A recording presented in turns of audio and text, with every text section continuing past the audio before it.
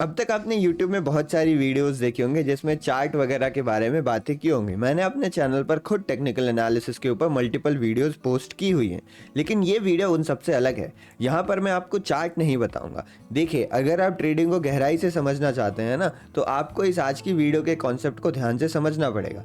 आज से लगभग 6-7 महीने पहले की बात है, जब मैं केवल चार्ट पे बिलीव किया करता था। मेरा ये मानना था कि चार्ट ही सब कुछ है, अगर मुझे चार्ट में कुछ दिख रहा है तो वही सब कुछ है। यानी आज से 7-8 महीना पहले जो मैं आपको इस वीडियो में बताने वाला, वो चीज़ मुझे बिल्कुल भी नहीं मालूम थी। लेकिन उसके बाद फिर धीरे धीरे करके मैंने कुछ चीज़ों को सीखा, और उसके सीखने के पीछे की सबसे बड़ी मोटिवेशन आप ही लोग थे, क्योंकि बहुत सारे ऐसे कमेंट्स आए कि सर हमें इसके बारे में भी जानना है, हमें इसके बारे में भी जानना है। तो इसके बारे में मैंने धीरे धीरे एक्सप्लोर करना स्टार्ट किया, और अभी 7-8 महीने के बाद मुझे एक अच्छी खासी नॉलेज हो गई है, जो आपको ट्रेडिंग में ज़रूरी होती है, जो मैं आपको बताने वाला हूँ आगे। लेकिन जब से मैंने ये चीज़ें सीखी हैं जो इस वीडियो में मैं आपको बताऊँगा, मुझे एक बहुत बड़ा परिवर्तन दिखा है। मुझे बहुत बड़ा परिवर्तन, बहुत बड़ा चेंज ये दिखा है कि अब मुझे मालूम रहता है कि चार्ट में कोई मूवमेंट आई तो क्यों आई, और मैं क्या एक्सपेक्ट कर सकता हूँ। जी हाँ, अगर आप एक ट्रेडर हैं तो आपको शायद मालूम होगा कि ट्रेडिंग का 2 हिस्सा होता है। अगर आपको नहीं पता है तो शायद अभी आपको समझ में आ जाए। ट्रेडिंग में एक चीज़ होती है जिसको हम कहते हैं टेक्निकल एनालिसिस।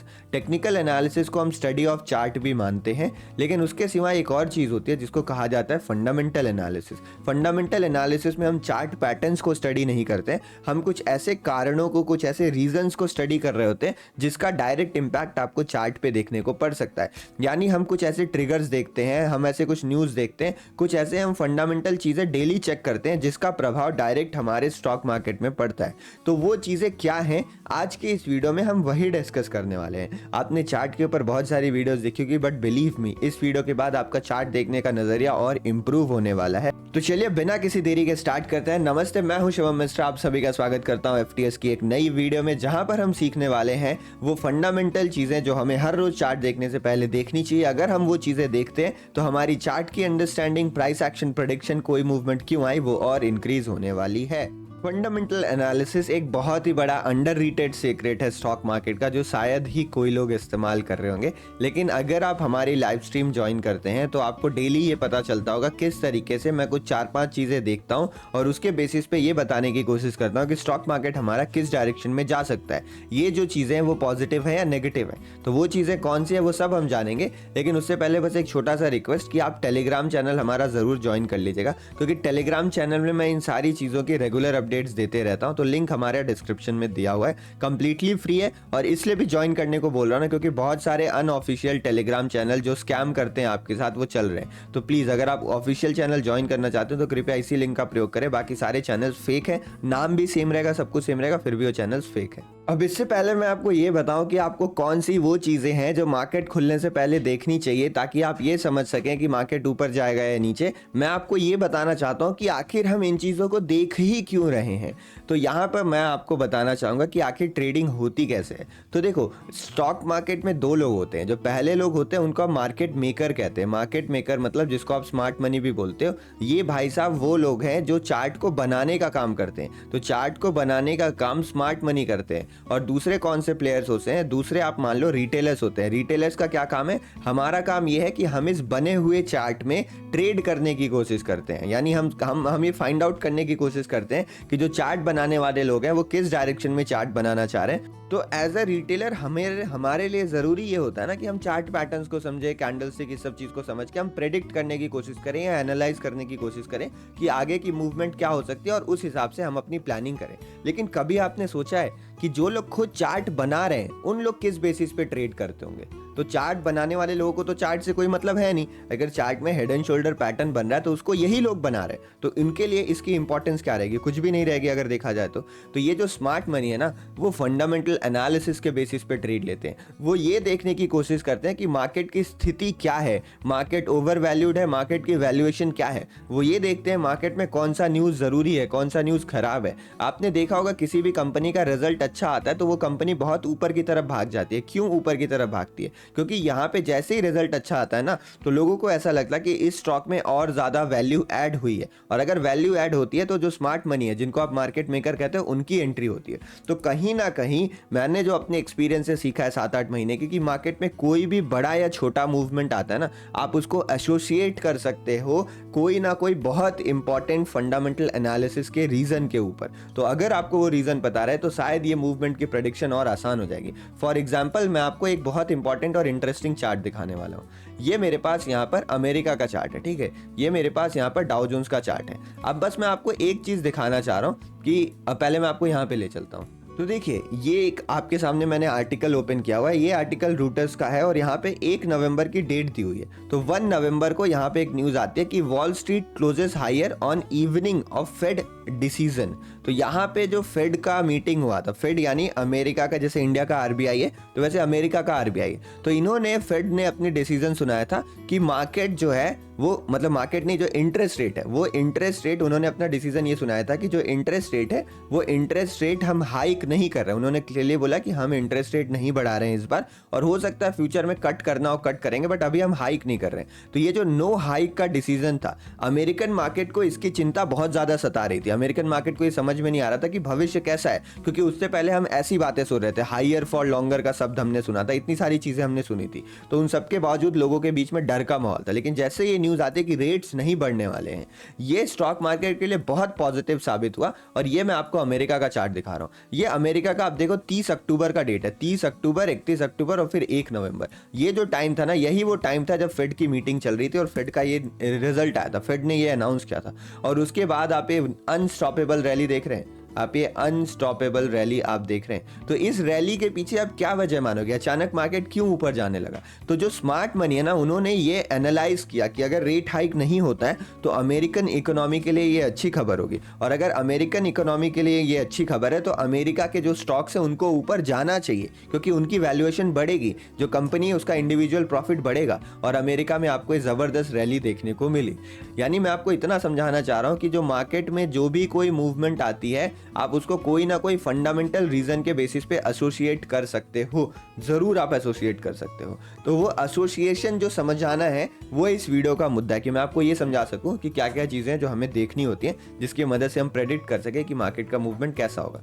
तो सबसे पहले जो मैं आपको बताने वाला हूं, वो मैं आपको बताने वाला हूं यहाँ पर कि कौन कौन सी फंडामेंटल चीजें हैं जो आपको रेगुलरली चेक करनी चाहिए, कौन सी फंडामेंटल चीजें हैं जो आपको रेगुलरली चेक करना चाहिए। उसके बाद में आपको इंपॉर्टेंट न्यूज वगैरह भी बता दूंगा यहाँ पे। तो आई होप अब तक ये वीडियो देखने में आपको मजा आ रहा होगा, वीडियो आपको समझ में आ रही होगी।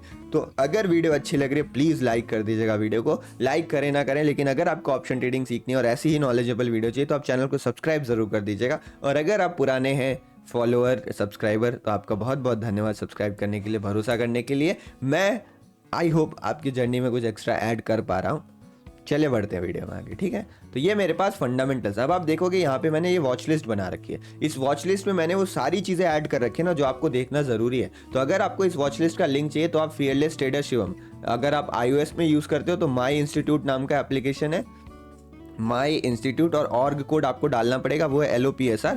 और अगर आप एंड्रॉइड में तो फियरलेस ट्रेडर शिवम नाम से एप्लीकेशन है, वो एप्लीकेशन आप डाउनलोड कर लीजिएगा। उसमें हमने ये लिंक अपलोड कर दिया, आपको स्टार्टिंग में एक बैनर दिखेगा लॉगिन करने के बाद, और आप इस पूरे वॉच लिस्ट का लिंक एक्सेस कर सकते हो। ये सारी चीज़ें आपकी वॉच लिस्ट में ऑटोमेटिकली ऐड हो जाएंगी ट्रेडिंग व्यू में।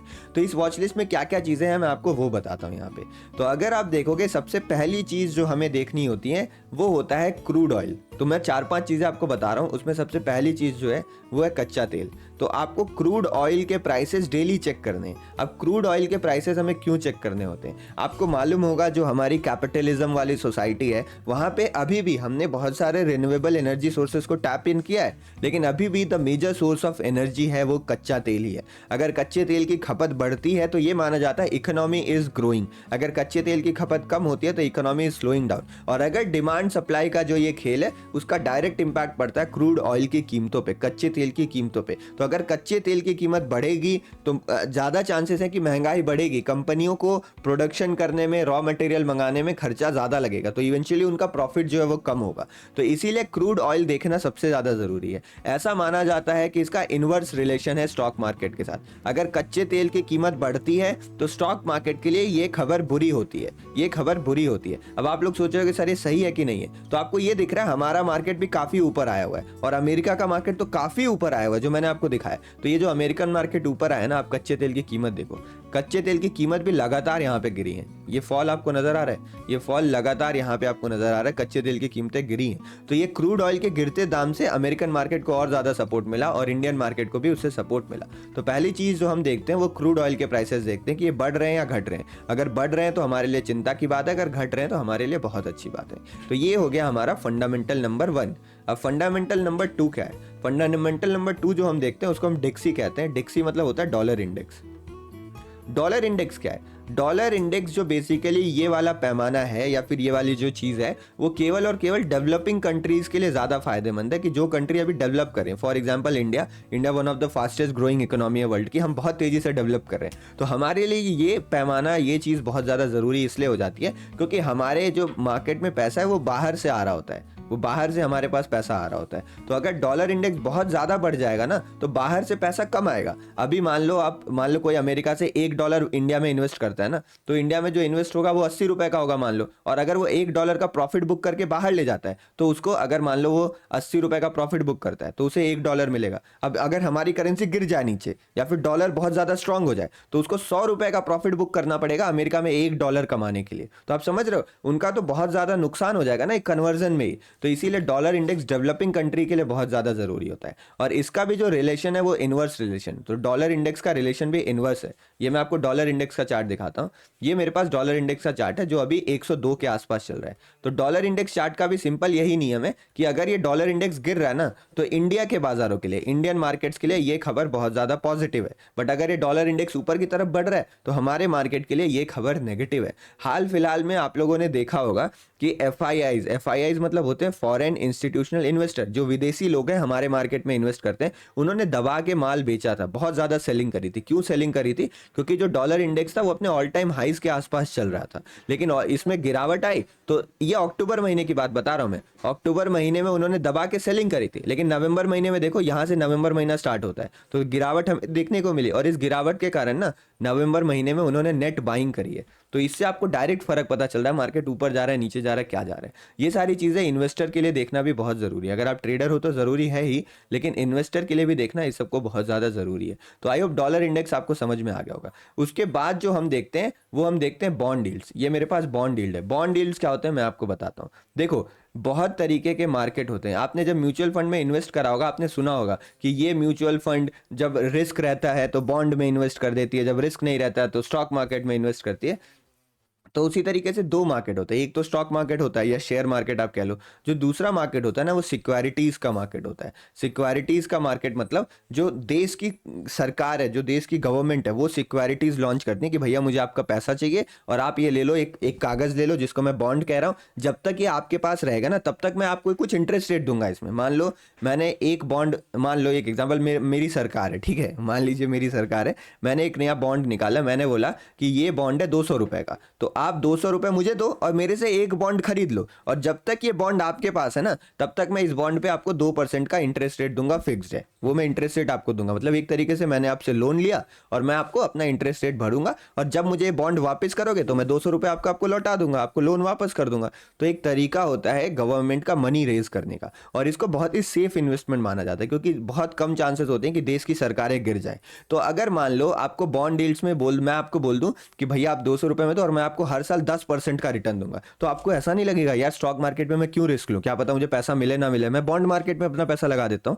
तो कभी भी अगर बॉन्ड डील्स बहुत ज्यादा बढ़ने लगती है ना तो उस सिचुएशन में लोग स्टॉक मार्केट से पैसा निकाल के बॉन्ड मार्केट में पैसा लगाने लगते हैं। तो इसका भी रिलेशन इनवर्स ही है, अगर बॉन्ड डील्स बढ़ेंगी तो स्टॉक मार्केट गिरेगा। और यहाँ पे ये आपके सामने अमेरिका की बॉन्ड डील्स है, आपको दिख रहा है जब ये बॉन्ड डील्स बढ़ रही थी तो अमेरिका का मार्केट क्या, इंडिया का मार्केट, सारे मार्केट धीरे धीरे करके नीचे ही गिर रहे थे। लेकिन फिर यहाँ पे बॉन्ड डील्स का जो ये फॉल फॉल आपको देखने को मिला, उस फॉल में हमने बहुत अच्छी अपराइज मूवमेंट दिखाई है और बहुत अच्छा हमें अमेरिका में भी रिटर्न्स देखने को मिला स्टॉक मार्केट में। तो ये बॉन्ड यील्ड्स का भी चक्कर आपको समझ में आ गया होगा।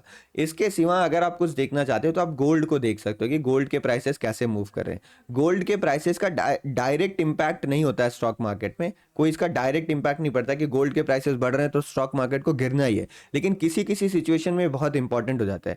जैसे जियो पॉलिटिकल इशूज जब भी आती हैं, तो अगर कोई जियो पॉलिटिकल इशू है, मतलब मान लो किसी दो देशों के बीच में झगड़ा स्टार्ट हो गया, दो देशों के बीच में लड़ाई शुरू हो गई, तो उन सारे कंडीशंस में अगर गोल्ड के दाम बढ़ती है ना, तो ये माना जा रहा है कि लोगों को चिंता हो रही है। जैसे अभी आप हाल फिलहाल में देखोगे, इसराइल का वॉर चल रहा था, इसराइल हमास की दिक्कत चल रही थी, तो उस समय गोल्ड के प्राइसेस बहुत तेजी से बाउंस बैक कर रहे थे। तो यानी लोगों को डर लगना स्टार्ट हो गया कि अगर ये वॉर होता है, कुछ भी होता है, तो कैपिटलिज्म जो है हमारी सोसाइटी हमने बनाई है, उससे लोगों का भरोसा हटता है और लोगों का भरोसा चले जाता है जो रियल चीज है, यानी गोल्ड की वैल्यू है ना, एक आपकी नोट वैल्यू नहीं है। जब तक आपका मतलब उसमें लगता है ना, आरबीआई गवर्नर लिखते हैं कि मैं आपको अदा करने का वादा करता हूं, तो इसीलिए उसकी वैल्यू हो जाती है। बट अगर देश ही कोलैप्स कर जाए तो उसकी वैल्यू क्या है? कैपिटलिज्म की, आपके नोट्स की कोई वैल्यू है ना, तो वैल्यू किस में बचती है? जो रियल प्रेशियस मेटल्स होते हैं उसकी वैल्यू बचती है।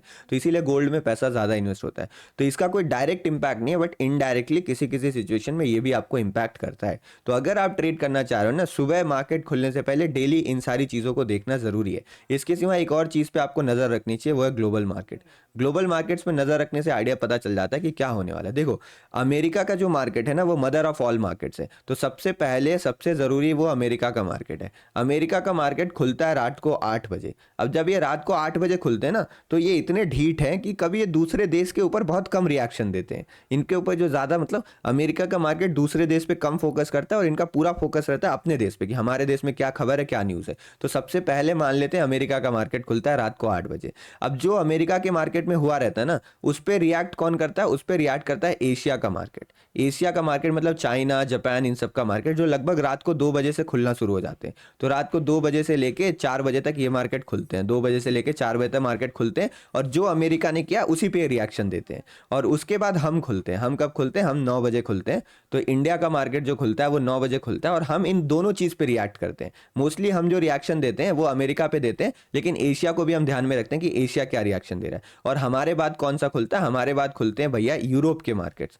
और जो यूरोप के मार्केट्स होते हैं वो इन सारी चीजों पे रिएक्शन करते हैं कि अमेरिका ने क्या किया और इंडिया ने क्या किया। मोस्टली उसके बेसिस पे यूरोप के मार्केट 12 बजे के आसपास खुलते हैं। तो ये ग्लोबल मार्केट का पूरा साइकिल है जो आपको देखना होता है अगर आप मतलब इस सब चीज में इंटरेस्टेड है, इसको स्टडी करना चाहते हैं। तो ये चीजें थी जो फंडामेंटल डेली देखनी होती है। लेकिन इसके सिवा और भी इंपॉर्टेंट न्यूज और ट्रिगर्स होते हैं जिस पे मैं वीडियो बनाऊंगा आगे आने वाले टाइम पे। अगर इस वीडियो पे रिएक्शन आपका अच्छा रहा, अगर आपने इस वीडियो को लाइक, शेयर, सब्सक्राइब किया है, जो कि उम्मीद है आप कर दोगे, आपको वीडियो अगर पसंद आए तो कमेंट में जरूर अपनी राय दीजिएगा। तो मैं पार्ट 2 भी लेके आऊंगा, उसमें ये बताऊंगा कि न्यूज कौन कौन से आपको देखने होते हैं जिससे मार्केट पे डायरेक्ट इंपैक्ट पड़ता है। तो आई होप इस वीडियो से आपको कुछ नया सीखने को मिला होगा, कुछ नॉलेजेबल मिला होगा। अगर वीडियो पसंद आई तो हमेशा की तरह लाइक, शेयर, सब्सक्राइब कर दीजिएगा। वीडियो देखने के लिए आपका बहुत बहुत बहुत धन्यवाद। टेलीग्राम चैनल ज्वाइन करना बिल्कुल मत भूलिएगा। और हाँ, हम डेली लाइव स्ट्रीम करते हैं सुबह 8:30 बजे से, जिसमें ये सारी चीज़ें डिस्कस की जाती हैं। तो अगर आप उस लाइव स्ट्रीम पे जुड़ते हो तो आपकी प्रैक्टिस हो जाएगी। तो कहीं और लाइव स्ट्रीम ज्वाइन करने की जरूरत नहीं है। एफटीएस पर आपको पूरी सर्विस